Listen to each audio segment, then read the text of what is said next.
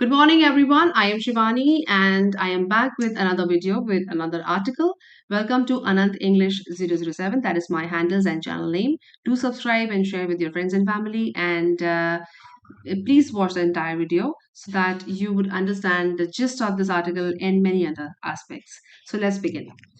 So आज का जो जो आर्टिकल है ये बहुत ही अवेटेड डिसीजन है जो इलाहाबाद कोर्ट ने जिस पे डिसीजन दिया है और इसको पढ़ना शुरू करते हैं फिर हम दूसरे एस्पेक्ट्स के बारे में बात करेंगे।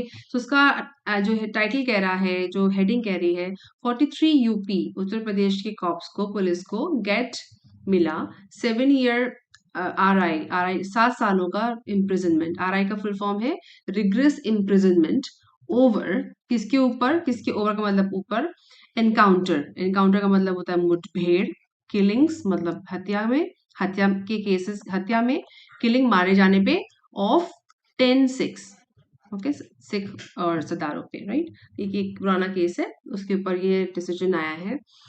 एंड सब heading is not duty of police. अब वो हाई कोर्ट कह रहा है, कोलन में है तो हाई कोर्ट कह रहा है नॉट ड्यूटी ऑफ पुलिस, ये पुलिस की ड्यूटी या उनका कर्तव्य नहीं है टू किल, किसी को मारना, एक्यूज का मतलब जिसके ऊपर हमने दोषारोपण किया है, किसी दोषी को मारना, मियरली सिर्फ, बिकॉज ही इज क्रिमिनल, इस क्योंकि वो एक क्रिमिनल है, एक हत्यारा है या एक अपराधी है, राइट। अपराधी, क्रिमिनल मतलब अपराधी, ऑलराइट।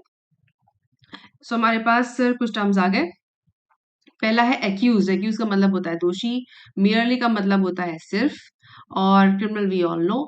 तो ये उन्होंने कहा, हाई कोर्ट ने कहा कि ये पुलिस का कर्तव्य नहीं है किसी को मारना सिर्फ उस ग्राउंड पे, सिर्फ क्योंकि वो एक अपराधी है। इस ग्राउंड में पुलिस किसी की हत्या नहीं कर सकती।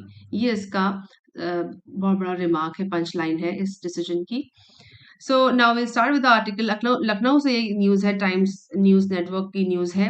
तो लखनऊ बेंच, लखनऊ की जो बेंच मैंने बताया, बेंच का मतलब होता है जिस बेंच में कई सारे जस्टिस हो सकते हैं, कई सारे आपके जजेस हो सकते हैं। तो जो भी जिस डिसीजन, कभी भी ये नहीं बोला जाता कि गिवन बाय दिस लॉयर या सॉरी गिवन बाय दिस जज, नहीं। एक बेंच का मतलब है एक बड़ी पोजीशन, एक जगह जहां बैठ के इसकी सुनवाई हुई है और फिर वहां से एक डिसीजन आया है। ऑल्दो यहाँ पे आप देखेंगे यहाँ पे जजेस का नाम नहीं दिया हुआ है, कुछ केसेस में जजेस का नाम भी दिया होता है। तो जैसे सुप्रीम कोर्ट की बेंच है या हाई कोर्ट की बेंच है। अभी लास्ट आर्टिकल में हाई कोर्ट की बेंच थी कर्नाटका की, तो वहां के जजेस का नाम भी दिया गया है। सो डिपेंड करता है। तो यहाँ की जो बेंच का मतलब है कि इस केस की सुनवाई हुई है, उसमें कई सारे जजों ने या जजेस ने अपना कॉन्ट्रीब्यूशन दिया है और उसके बाद एक रिजल्ट निकल करके आया है। इसका रेफरेंस हम यहाँ पे ये लेंगे, ठीक है। So the Lucknow bench of the Allahabad High Court, Allahabad court की, हाई कोर्ट की लखनऊ बेंच, ठीक है, ऑन थर्सडे कन्विक्टेड मतलब दोषी ठहराया गया, अपराधी ठहराया गया, कन्विक्टेड किया एंड अवॉर्डेड, और अवॉर्डेड का मतलब है सम्मान या उनको दिया गया, सम्मान दिया गया। वैसे सम्मान तो पॉजिटिव वर्ड है, पर यहाँ पे लॉ की भाषा में किसी को अगर आप कोई नियम सॉरी कोई रूल बनाते हैं या कोई उसको पनिशमेंट देते हैं, कोई उसको आप सजा देते हैं, तो उसको भी अवार्ड ही बोला जाता है। So on Thursday convicted and awarded rigorous imprisonment. जैसे मैंने बोला, रिग्रेस का मतलब होता है कठिन सजा, या प्रिजन का मतलब होता है जेल, राइट। प्रिजन का मतलब जेल हुआ, और जेल मेंट का मतलब पूरी सजा को मिला के एक वर्ड बना प्रिजनमेंट, ओके। सो उनको एक कठिन सजा सुनाई गई ऑफ 7 ईयर्स, 7 साल की, to 43 UP policeman for shooting dead man in a cold blooded apostrophe. Cold blooded एक फ्रेज है का मतलब आपके कोल्ड ब्लड का मतलब जो हम कहते हैं कि गर्म खून है, तो गर्म खून को ठंडा कर देना। That is the meaning of real meaning of this, literal meaning of this phrase. Cold blood मतलब आपकी जो शरीर का तापमान है उसको ठंडा कर दिया, मतलब आपको मित करार दे दिया गया या फिर आपकी डेथ हो गई, right. So for of 7 years to imprisonment of 7 years to 43 police वालों को मेन लगा हुआ है, तो मतलब कई सारे। फॉर शूटिंग, हत्या में, डेथ ऑफ 10 मेन, 10 व्यक्तियों की, in a cold blooded, that is the apostrophe clause. Extrajudicial murder in Pili-Bheet in 1991 on suspicion that they were Khalistan terrorists. कुछ चीजें मैं इसमें डिटेल में नहीं बताऊंगी, वो अंडरस्टूड है कि एक्स्ट्रा जुडिशियल मर्डर मतलब एक तो आपका जुडिशरी, आपको नियम, जुडिशरी का काम क्या होता है? नियम बनाना। ओके, जुडिशरी काम होता है नियम बनाना। एक आपको लॉ बता दिया गया कि आपको ये लॉ फॉलो करना है, कि ये होगा तो ये करना होगा, अगर आपके साथ ये होगा तो वो एक रूल बना हुआ है। बट एक्स्ट्रा जुडिशियल मतलब आपने लॉ के ऊपर निकल गए, सीमा को पार कर गए, जो आपको करना था उसके ऊपर आपने काम किया। एक्स्ट्रा जुडिशियल मर्डर, हत्या, जो आपको नियम बताए गए थे, जो जुडिशरी ने आपको डिक्लेयर किया था एज ए पुलिसमैन, उसके ऊपर जाकर के आपने हत्या की। इन पीलीभीत इन 1991, पीलीभीत एक जगह है, वहां पे कैनबे का एक केस है।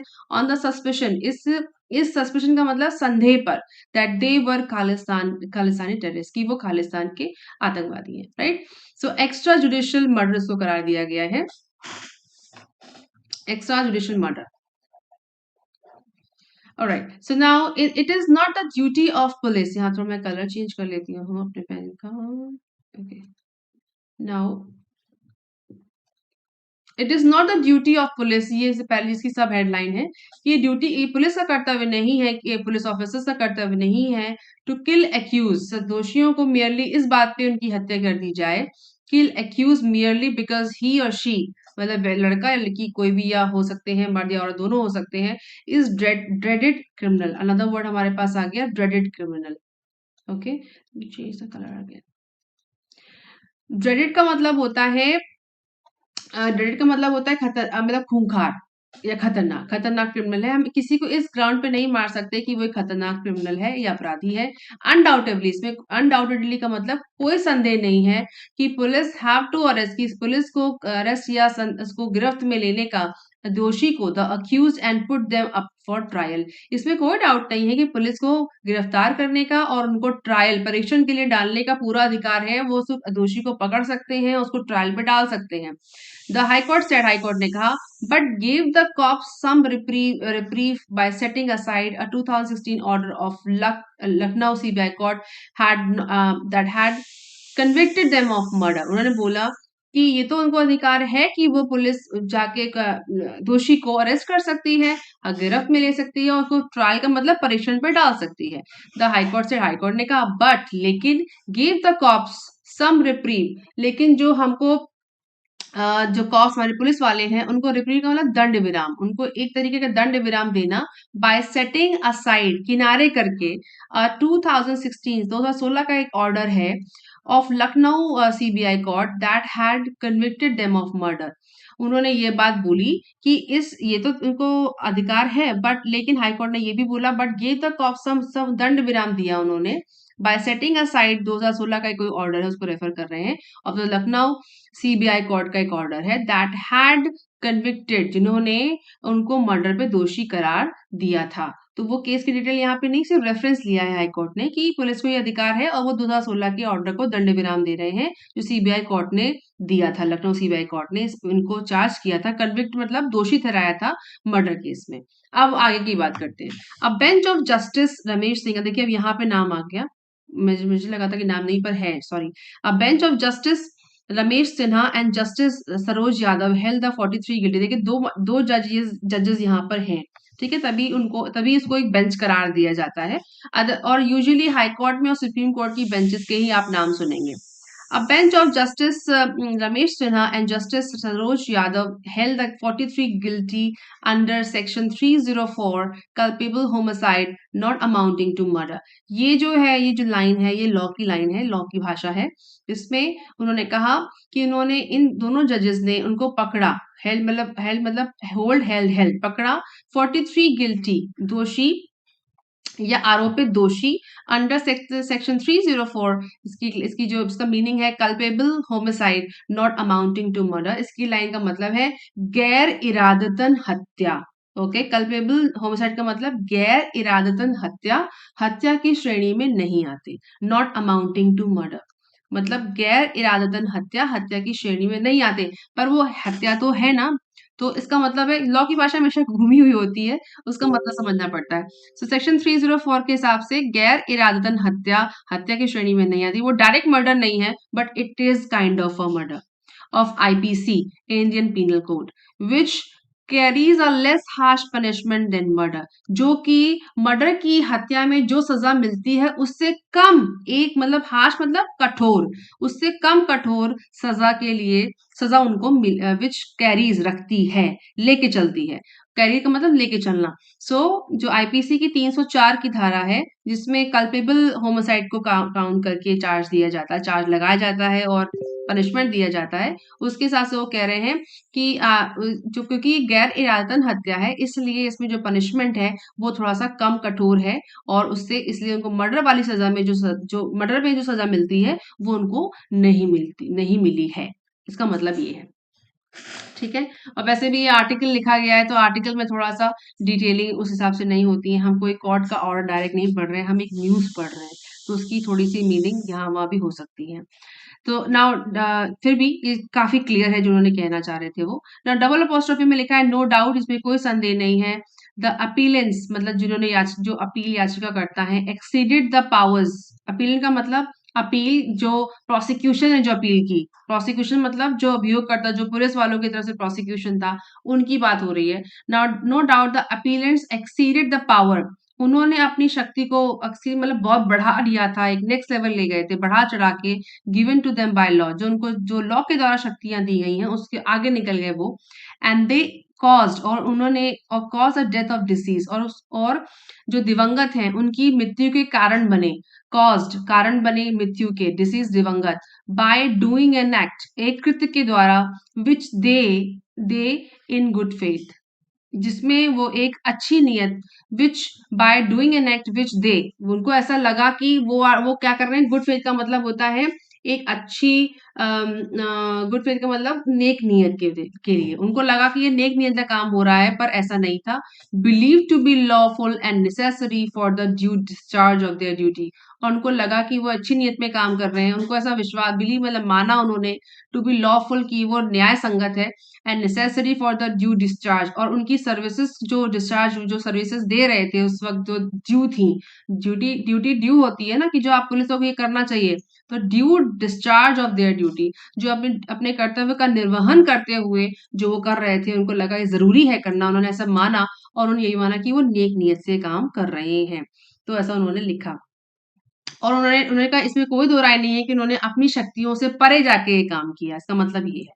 सच सर्कमस्टांसेस परिस्थितियों में, इन सच उन परिस्थितियों में, the offence that was committed, जो ऑफेंस मतलब जो कृत्य, जो घटना, जो आपने एक क्राइम किया, ऑफेंस का मतलब क्राइम मानिए, ऑफेंस दैट वाज कमिटेड जो किया गया बाय द अपीलेंट्स, जो याचिका करता है, was culpable homicide not amounting to murder, the bench said, ये लाइन रिमार्केबल है, तभी इसको बार बार यूज किया गया ताकि इसे क्लैरिटी आए लोगों में। एक्चुअली जब भी कोई decision high court supreme court का आता है, तो उसे बहुत सारे लॉयर्स, बहुत सारे अपीलेंट्स, जो मतलब जो सुनने वाले पढ़ने वाले डिटेल में पढ़ते हैं, तभी वो एक ना एक उसमें कोई रिमार्केबल लाइन होती है समझाने के लिए कि भाई इस आधार पे हमने इनको दोषी करार दिया है, या इस आधार पे इनको सजा हुई है। तो क्या कह रहे हैं, जैसे मैंने पहले बोला कि appellants was culpable homicide and not amounting to murder, मतलब कि गैर इरादतन हत्या की श्रेणी में नहीं आते, ये इस लाइन का मतलब है। ये हमारी बेंच ने बोला,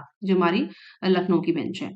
okay, now the CBI court अलग होती है, crime bureau of investigation, CBI का फुल फॉर्म है crime bureau of investigation court, और न्यायालय हैड कन्विक्टेड, उन्होंने कन्विक्ट दोषी करार दिया था 47 को पुलिस वालों को, एंड सेंटेंस, और सेंटेंस का मतलब है उनको जो है सजा दी थी। इम्प्रिजनमेंट का मतलब है जेल ले जाना, उसमें वहां सजा देना, और सेंटेंस का मतलब होता है जो आपने सजा दी उसको लिखवाया जाता है पहले, फिर उसको कोर्ट को फिर उसकी तामील करने के लिए बोला जाता है कि जो बोला जाए न्यायालय में उसकी तामील की जाए, उसे कहते हैं सेंटेंस्ड। ओके, सेंटेंस का मतलब लिटिल मीनिंग यही है।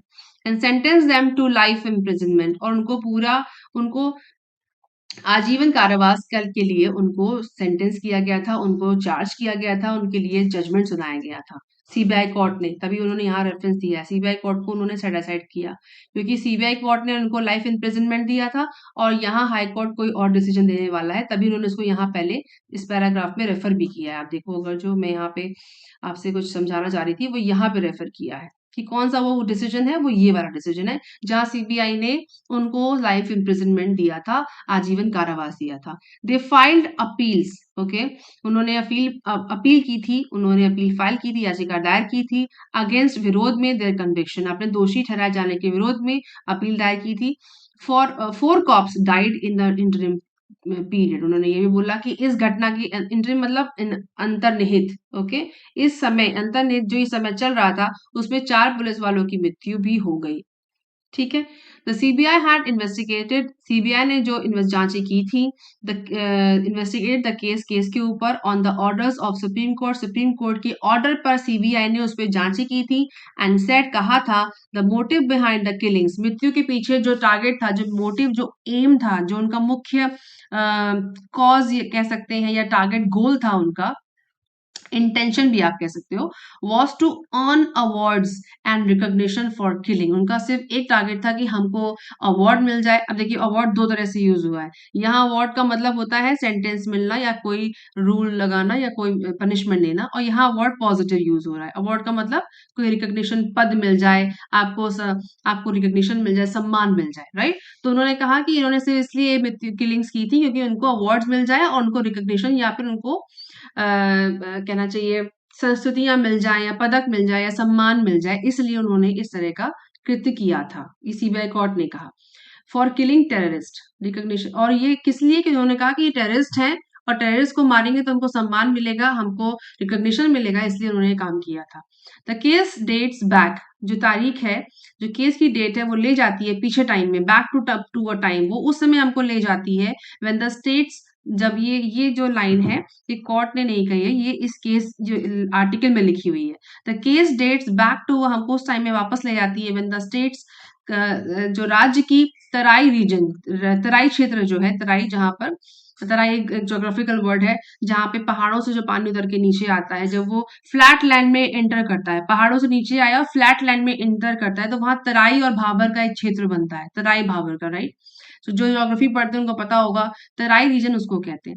विटनेस, जो साक्ष्य है, और सर्च, वो उसमें उस समय की बात हो रही है कि वहां पे विटनेस, साक्ष्य किया गया कि एक सर्च चल रहा, सर्च का मतलब एक मुहिम चल रही थी, मिलिटेंसी रिलेटेड केसेस, जहां पर इस तरह के केसेस हो रहे थे जहाँ पे आर्मी के, मिलिटेंसी मतलब आर्मी रिलेटेड या आर्मी से जुड़े हुए, या मिलिटेंस का मतलब बेसिकली होता है जो इंडियन आर्मी नहीं है, जो किसी और ग्रुप से या कम्युनिटी से जुड़े हुए, या आप इस वर्ड को समझ लीजिए आतंकवादी एक तरीके से। सो मिलिटेंसी का मतलब हुआ आतंकवादियों से जुड़ी हुई कोई जो केसेस थे उनके ऊपर वहां एक मुहिम चल रही थी तराई क्षेत्र में, तब की ये बात हो रही है, ठीक है।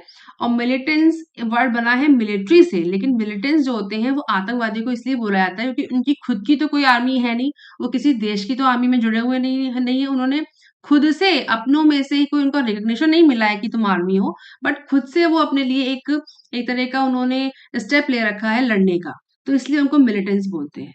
मिलिटेंस का मतलब आतंकवादी, राइट। सो द मैसेकर, हत्याकांड, द मैसेकर का मतलब हत्याकांड हैपेंड, हुआ था ऑन जुलाई 12 1991। अब देखिए कितनी पुरानी घटना है 91 की।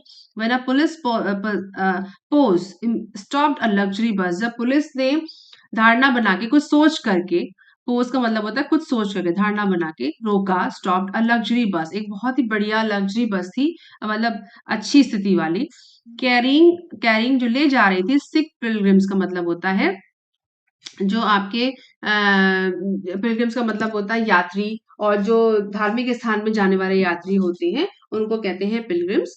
तो वो जब वो बस जा रही थी, तीर्थयात्री, पिलग्रिम्स का मतलब आप यहाँ पे मैं लिख देती हूँ तीर्थयात्री।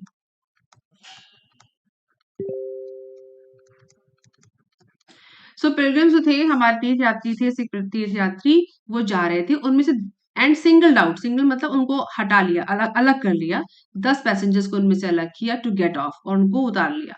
बेस्ड अपेरेंटली, ऐसा अपेरेंट का मतलब जो दिख रहा हो, सामने दिख रहा हो, सीमिंगली, अपेरेंटली, ऑस्टेंसिबली, जो सामने दिख रहा था, बेस का मतलब आधार करके जो सामने दिख रहा था, ऑन इंटेलिजेंस इनपुट्स, उन्होंने इंटेलिजेंस जो उनकी जो इन्फॉर्मेशन, आप तो सब जानते ही, हम सब लोग मूवीज देखते हैं, तो इंटेलिजेंस के इनपुट जो होते हैं उनको कहीं से नोट मिलता है, नोट का मतलब इन्फॉर्मेशन मिलती है अपने जानकारों से, इंटेलिजेंस इन्फॉर्मेशन से इनपुट मिलता है कि भाई ऐसा ऐसा हो रहा है, ऐसा इन्होंने कॉज किया, ऐसा था या नहीं था ये प्रूफ नहीं हुआ है, सिर्फ कहा गया। Based apparently on intelligent inputs, the charge sheet said those men were taken to a jungle. जंगल में उनको ले जाया गया and shot in cold blood, ठीक है। एंड द कॉप्स क्लेम, उन्होंने दावा किया द नेक्स्ट डे दैट 10, उन्होंने अगले दिन दावा किया कि वो सभी खालिस्तानी टेररिस्ट आतंकवादी थे और उनकी मृत्यु हो गई, उनको मार दिया गया, सॉरी मार दिया गया। Now, the High Court said the claim of the appellants that they killed the terrorist in self-defense does not corroborate with the medical evidence. Corroborate का मतलब होता है जो साक्ष्य, आप जो आपने बात बोली उसको पुष्ट नहीं कर पाया, right? The word is corroborate. तो जो भी उन्होंने कहा था कि उनकी जो मृत्यु हो गई, टेररिस्ट जो थे जो भी थे उनको मार दिया, सॉरी मार दिया गया, वो आप मेडिकल साक्ष्यों से उसको पुष्ट नहीं कर पाए, कोरोबरेट नहीं कर पाए। However it also picked out gaps, उसके बीच में जो इन्फॉर्मेशन उन्होंने दी उसमें गैप था, उसमें काफी लूप होल्स थे इन द प्रोसिक्यूशन, जो अभियोग करता है उनके आगे, अभियोग का मतलब जो उनको रिप्रेजेंट कर रहे हैं, प्रोसिक्यूशन का मतलब जो रिप्रेजेंट कर रहे थे पार्टी को, जो पुलिस वाले थे उन पार्टी की बात हो रही है यहाँ पे। In the prosecution's arguments, the prosecution failed, prosecution अभियोगकर्ता जो थे फेल हो गए, विफल हो गए to prove the facts, जो इस फैक्ट को, इस साक्ष्य को साबित करने के लिए ज्यादा पुलिस पर्सनल, जो पुलिस के लोग थे, पर्सनल का मतलब व्यक्ति होता है और NEL लगाए तो मतलब बहुत सारे, हैड किडनैप, उन्होंने किडनैप किया था, अबडक्ट किया था, अपहरण किया था 10 से 11 सिख व्यक्तियों का, लोगों का, and after that by making criminal conspiracy, और एक तरीके की क्रिमिनल या अपराधी षड्यंत्र बना करके, कॉन्स्पिरेसी मतलब षड्यंत्र विद कॉमन इंटेंशन, जहाँ कॉमन इंटेंशन उन सभी का, इन सभी 43 लोगों का कॉमन इंटेंशन था, तो उन उस कॉमन इंटेंशन मतलब उन्होंने एक तरह की सोच बना ली थी कि हमें करना ही करना है। बाइफरकेटेड, उनको दो भागों में तोड़ा, राइट, उन जो लोग जो सिख थे उनको दो भागों में अलग अलग किया, देम इन 3 ग्रुप्स, उनको तीन भागों में अलग, बाइफरकेट का मतलब होता है डिवाइड करना, तोड़ना, अलग करना। Bifurcated them in 3 groups and killed them at 3 separate places, उन्होंने उनको बाइफरकेट किया, अलग अलग किया और 3 अलग अलग जगहों पे उनको मारा या फिर उनकी मृत्यु हो गई। सो ये जो डिटेल्स थी यहाँ पर, तो ये एक इस पे डिसीजन ये आया है कि अब लखनऊ हाई कोर्ट ने ये बोला है कि उनको 7 साल की 7 इयर्स का उनको RI दिया गया है, रिग्रेस इम्प्रिजनमेंट दिया गया है, क्योंकि कोर्ट ये मानती है कि ये क्या है, ये कल्पेबल होमिसाइड है, नॉट अमाउंटिंग, सो जहां पे मैं अंडरलाइन कर देती हूँ, that is appellants was culpable homicide and not amounting to murder, ये इसकी पंच लाइन है। जैसे हम एक पंच लाइन समझते हैं, रेयरेस्ट ऑफ रेयर केस, जो सुप्रीम कोर्ट ने एक बार दिया था, बहुत पहले एक प्रोसीडिंग आई थी निर्भया हत्याकांड में, उसमें आया था, वैसे ये इसका पंच लाइन है कि culpable homicide and not amounting to murder, इसलिए उनको 7 साल की सजा दी गई है। ऑल्दो CBI ने उनको लाइफ इम्प्रिजनमेंट दिया था, पर हाई कोर्ट ने उसको सेट असाइड करते हुए ये फिलहाल का आउटकम दिया है, रिजल्ट दिया है। हमें बहुत सारे टर्म्स यहाँ पर मिल गए। सबसे इम्पोर्टेंटली, सबसे हम जल्दी फटाफट देख लेते हैं, एक वर्ड हमें यहाँ पर मिला, that is bifurcated, we have got it. Then corroborate मतलब पुष्टि करना, जो आप बोलते हैं उसको साबित करना। उसके बाद हमारे पास गुड फेथ, अच्छी नीयत, गुड फेथ अच्छी नीयत। Appellants we know, punishment we know. Massacre हत्याकांड, मैसेकेयर हत्याकांड। रेप्रीव का मतलब होता है दंड विराम, जो उन्होंने दंड मिला था, जो CBI ने उनको दंड दिया था उसको विराम किया, रेप्रीव को मैं, ओके, ये वर्ड है रेप्रीव, ठीक है। अनडाउटेडली वी नो, बिना इसका मतलब है कोई संदेह नहीं है। अच्छा, अवार्ड जो वर्ड यहाँ यूज हुआ है, आप देखो अवार्ड मैंने आपको यहाँ पे भी दिखाया था, अवॉर्डेड, यस। सो यहाँ पे एक वर्ड यूज हुआ अवार्ड, अवार्ड का मतलब होता है उनको दिया गया, उनको ये सजा दी गई, और एक अवार्ड पॉजिटिव भी होता है। जब उन्होंने यहाँ पे कहा कि वो लोग सिर्फ अवार्ड के लिए ऐसा कर रहे थे कि उनको रिकॉग्निशन मिल जाए और अवार्ड मिल जाए, यहाँ पर उन्होंने कहा था, CBI कोर्ट ने ये चीज कही थी। yes, orders of Supreme Court and kill the self behind the killings, yes, awards, award मिल जाए उनको, उनको सम्मान मिल जाए, उनको पदक मिल जाए, उनको रिस्पेक्ट मिल जाए, इसलिए उन्होंने ऐसा कहा था। तो अवार्ड पॉजिटिव नेगेटिव दोनों तरह से यूज हुआ है, राइट। और क्लेम का मतलब होता है दावा करना। इसके बाद यहाँ पर ऊपर एक वर्ड यूज हुआ था, एनकाउंटर मतलब मुठभेड़, और RI भी ऑलरेडी नो। रिग्रेस का मतलब होता है कठिन, रिग्रेस का मतलब होता है कठिन। All right. So these many terms we have got to know, and I'm pretty sure that by reading this article, you may understand the different aspect of the proceedings and judgmental proceedings of High Court, what they say, what is the meaning of that, and how can we derive different meaning for the same sentence. So if you really like this video, please give me a big thumbs up, comment me back and subscribe, and keep watching, keep supporting. I'm so happy by receiving so much love of yours, and I'm growing. I feel that I'm growing with you all. आप बढ़ेंगे, हम बढ़ेंगे, हम बढ़ेंगे, देश बढ़ेगा. So always support me and keep watching.